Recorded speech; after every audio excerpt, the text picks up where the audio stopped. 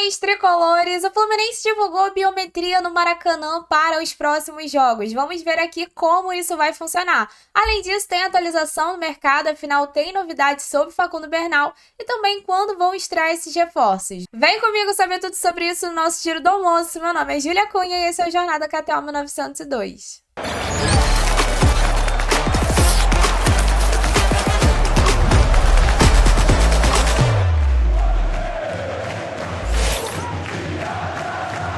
O Fluminense divulgou ontem à noite que os tricolores vão passar a acessar o Maracanã por biometria facial. Isso promete uma agilidade e também mais segurança para a entrada no estádio, segundo o próprio Fluminense. Então vou compartilhar na tela com vocês o vídeo que mostra como fazer esse cadastro da biometria, que ele já está disponível. E aí depois a gente entra na explicação para tirar algumas dúvidas de como vai funcionar isso e a partir de qual jogo a gente vai precisar usar essa biometria. Esse vídeo que vocês vão ver foi divulgado pelo próprio Fluminense.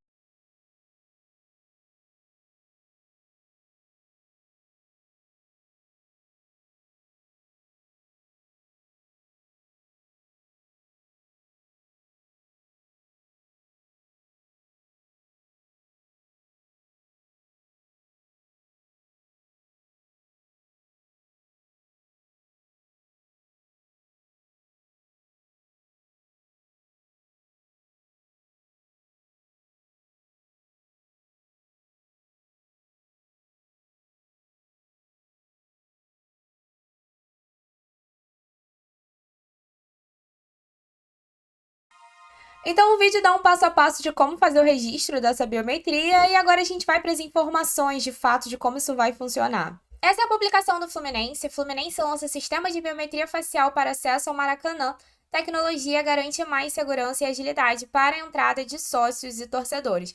Ele começa explicando que essa é uma parceria com a Bipes.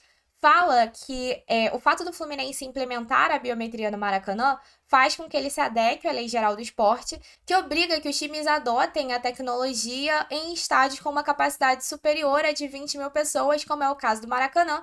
E essa também é uma forma de intensificar a atuação no combate ao cambismo. No jogo contra o Palmeiras ainda não vai acontecer esse acesso por biometria. No entanto, de maneira gradual, a nova tecnologia de acesso será implementada a partir da partida contra o Bahia, no dia 4 de agosto, domingo, pela 21ª rodada do Campeonato Brasileiro. Então vai ser o jogo de estreia, digamos assim. E aí, aqui ele começa com uma sessão de dúvidas frequentes. Para esse vídeo não ficar muito cansativo, eu vou para as perguntas que eu considero que são as mais importantes e que vocês devem ter mais dúvidas, né? Quem deve fazer o cadastro da biometria? Sócios, torcedores, seus dependentes e o público geral também. Todo mundo vai precisar da biometria para acessar o Maracanã. E aí ele fala de como fazer, indicando esse vídeo que a gente acabou de ver. Explica que tanto menores de 12 anos como maiores de 60 também deverão cadastrar a biometria. Uma vez que a biometria for cadastrada, a gente não vai ter como alterar essa foto, a menos no caso de menores de 12 anos que vão ter que trocar a foto ali de 5 em 5 anos. Para quem possui plano família, todos os dependentes devem ser cadastrados. E aí ele dá algumas dicas do que você pode fazer caso dê erro no seu celular na hora de cadastrar a biometria. Explica que estrangeiro vai precisar fazer também a biometria utilizando o passaporte, já que não tem CPF. E deixa alguns contatos de canais de atendimento. Mas comenta aí o que vocês acham dessa ação. Como vocês viram, o Fluminense não teria como fugir disso, afinal, a Lei Geral do Esporte obriga a utilização da biometria para estádios com capacidade maior de 20 mil pessoas, como a gente joga no Maracanã, o Fluminense não teria como fugir disso. Mas eu acho bom, assim, acho que se for bem implementado, realmente tende a gerar uma agilidade no acesso ao estádio, se for bem implementado, que fique aqui bem claro. E também, se ajudar a combater o cambismo, eu sou super a favor. Mas deixa aí nos comentários a sua opinião e aproveita também para deixar o seu like. E agora vamos falar sobre a estreia dos reforços. Então vamos falar sobre a estreia dos reforços nessa janela. O Thiago Silva, a gente já tá nesse aguardo de estrear para o jogo contra o Cuiabá. Mas e quem tá chegando agora, né? Kevin Serna já chegou no Rio de Janeiro para fazer exames, como a gente falou ontem. Mas muito provavelmente ele não estará à disposição para o jogo contra o Cuiabá. Isso porque o Lasso explicou que o fato dele ser estrangeiro faz com que essas burocracias para o registro sejam um pouco mais demoradas. O Inácio, por exemplo, que está previsto para chegar no Rio de Janeiro nessa quarta-feira, inclusive não mencionei aqui ontem, mas se trata de um contrato de 4 anos com o jogador.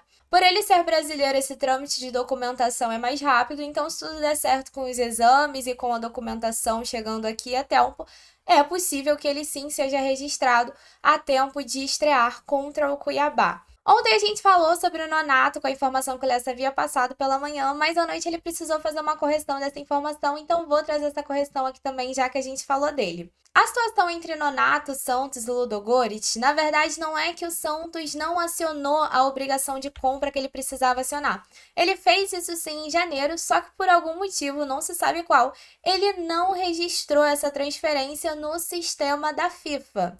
Ou seja, é como se o Nonato ainda estivesse emprestado ao Santos pelo Ludogorets. Mas o Lessa explicou que essas burocracias não são difíceis de se resolver. Então, por exemplo, se o Santos consegue resolver isso hoje, o Fluminense pode sim registrar o Nonato a tempo de estrear no domingo. Mas o Lessa explicou que essa burocracia não é difícil de se resolver. Então, por exemplo, se o Santos consegue resolver isso hoje, o Fluminense, com toda a documentação, pode regularizar o Nonato a tempo dele entrar em campo no domingo. E já que a gente está falando desse jogo, ontem o José Ilan informou que o Aras se reapresenta nessa sexta-feira, então ele vai estar à disposição do Mano Menezes para o jogo de domingo também. Agora vamos falar sobre o caso do Facundo Bernal, em que pé estão essas negociações. É claro que se a gente vai atualizar a negociação, eu vou te lembrar aqui que se você quer estar sempre bem informado e atualizado com as informações do Fluminense, se inscreve aqui no Jornada para não perder os próximos giros do almoço.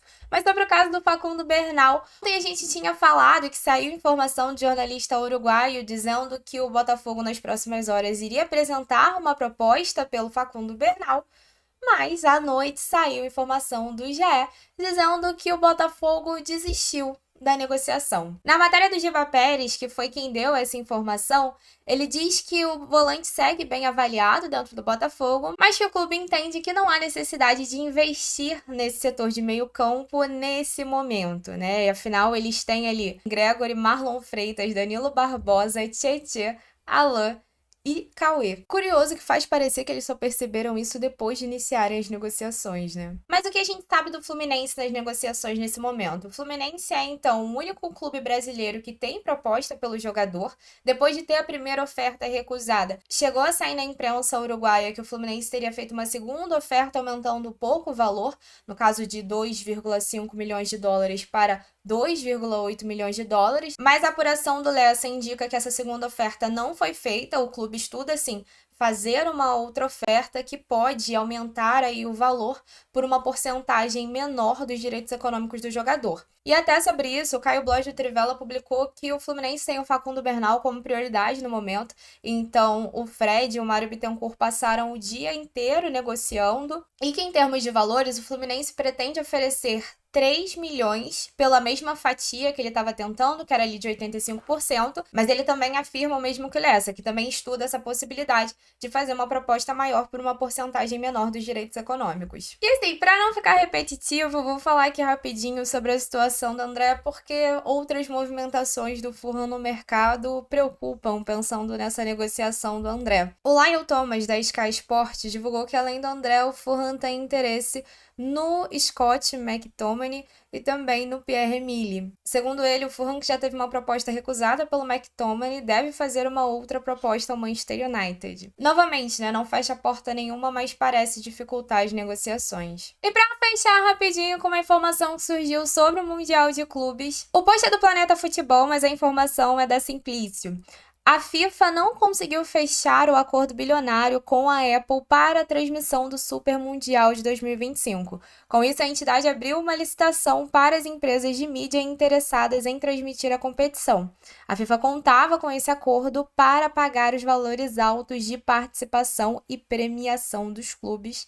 Vamos ver no que isso vai dar. Enfim, esse foi o nosso Giro do Almoço de hoje. Espero que vocês tenham curtido. Mais tarde estarei no Giro do Jornada. Lembrando que amanhã tem transmissão para poder acompanhar o sorteio da Copa do Brasil. E eu encontro vocês também no nosso próximo Giro do Almoço.